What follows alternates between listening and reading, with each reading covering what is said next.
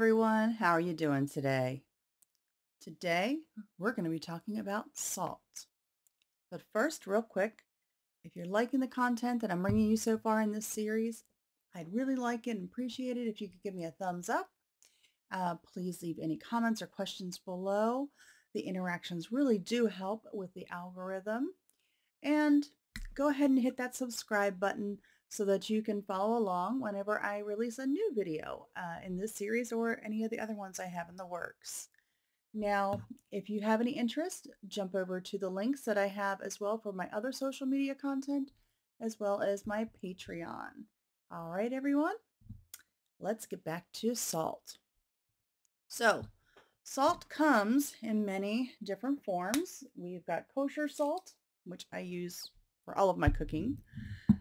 We've got sea salt, and this one, I believe, this might be from France. It's rather large flakes. Again, this one's a finishing salt, so you'll use it at the end of your cooking preparations, or, of course, you can use this in spell work as also. We've got black sea salt. Now, this is not to be confused with witch's black salt, which is something entirely different. This is black sea salt from Hawaii, from the Big Island. I used to live there, so I still have some. And again, a little goes a long way with those. Now, we also have pink salt, which usually comes from the Himalayan mountains. And you can get it in larger crystals like this. You can get it ground fine. Salt comes in so many different forms, and you can even usually get these in really big rocks. However, please be careful around animals with those large pieces like that, those salt lamps. They actually aren't good for them. Now, as you've seen so far, I have a few different varieties. It comes in that white, that pink, that black. It comes in a little more of a reddish tint as well. And you might see in here, there are some that are a little bit darker, but there is some actual red salt, just like the Hawaiian black salt. They're going to be collected on beaches that have that red iron color. And another one is green. I don't have any at the moment, but I also had gray sea salt, which is usually coming from the British Isles because it has a little bit of clay in it. Now, salt is going to be translucent. You're not going to be able to see through it. You may get a few transparent crystals, but typically you're not seeing through it. But it's non-metallic, non-magnetic, so you're not going to be using that for magnetic work, or you're not going to be able to, stick a magnet to it. But you can use it for prosperity, for banishing, for purification, consecration and blessing, hexing or breaking hexes, grounding, healing, and protection. So some of the different ways that we've seen used, and of course it's gotten popularized through Western media over the last century, pouring a salt circle around. However, be careful of that because when be conscious of where you're using your salt. If you're pouring salt on the ground and leaving it there, basically nothing is going to grow in that spot ever again. It's going to kill everything in that soil. So just be really careful of that. Now, just a little light sprinkle is probably enough. But again, if you're going to be doing a salt circle, I would recommend doing that indoors or somewhere where you can easily sweep it up. So if it is already ground that doesn't have any grass where you can sweep that back up easily, then maybe do a salt circle if you wish. But, if you're dumping spell remains, that kind of thing, just be conscious of that. Don't go and just bury something that's got a lot of salt in it. You're going to kill that soil and not make it where it can grow any plants in the future.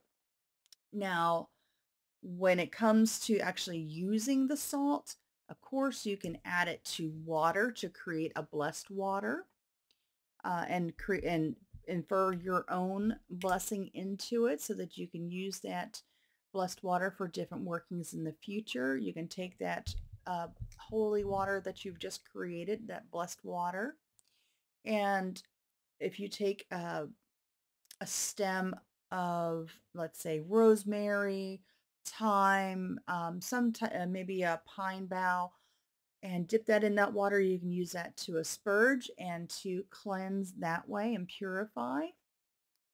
You can, again, just include it in your spell work for that purification or that protective quality. You can use it for banishing, so it's going to absorb negativity.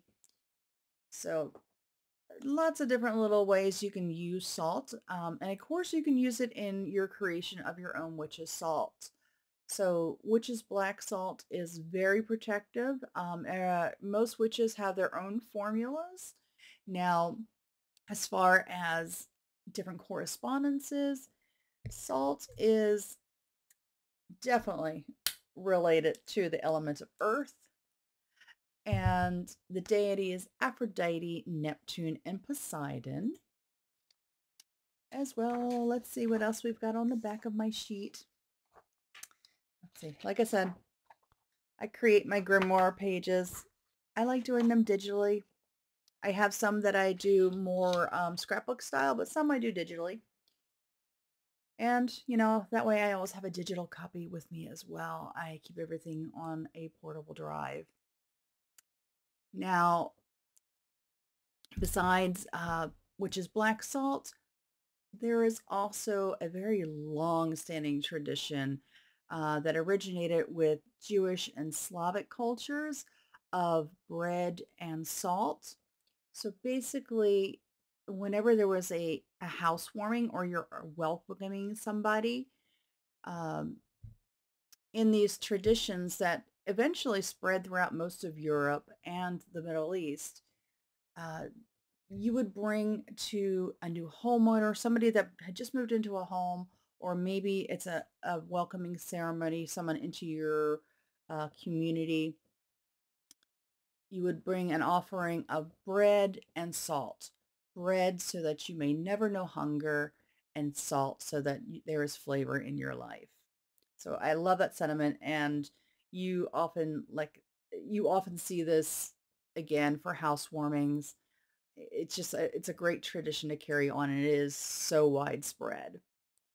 Okay, so I think that's all I've got on salt at the moment. If you know of anything else, I'd love to hear it. And if you'd like to join the Patreon community, which is growing and it's fabulous, for as little as $1 a month, you're going to get a monthly Q&A session with me. You're going to have the early access to a lot of different YouTube videos that I create. You're going to have just, that lovely Discord server where we have those chats, and it's all private. So consider joining. There's also a book club at another level, and also more workshops as well as that I do over there. So have a great day, everyone, and thanks for joining me. The Modern Sea Witch does not offer medical advice, only my experience from a magical perspective. Please do your research before working with any ingredient.